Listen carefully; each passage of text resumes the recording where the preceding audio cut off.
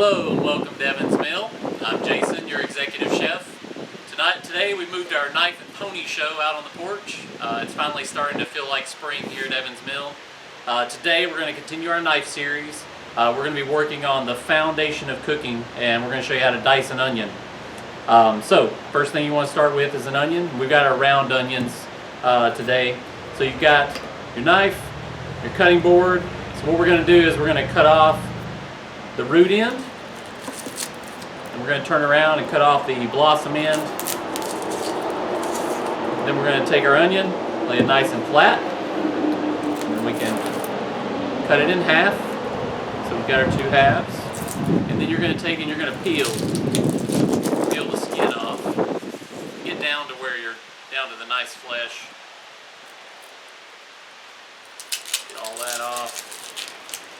So now our onion is going to lay nice and flat.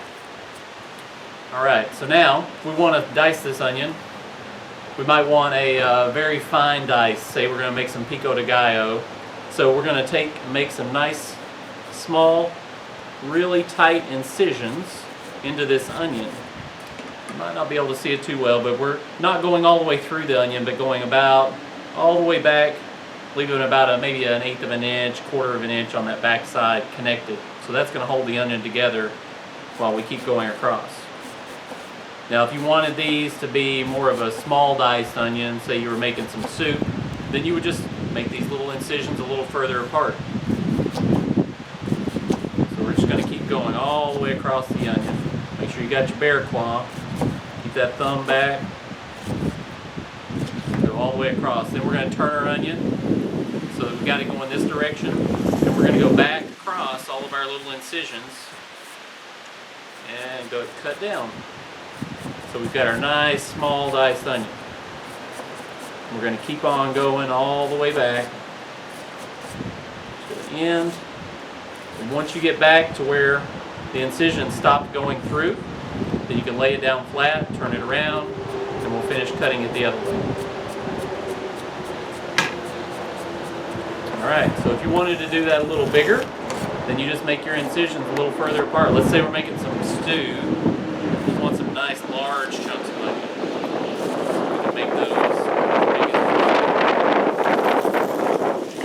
Oh, that wind feels good.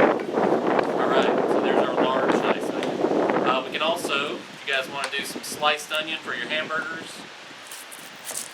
and we're just going to take and cut that end off.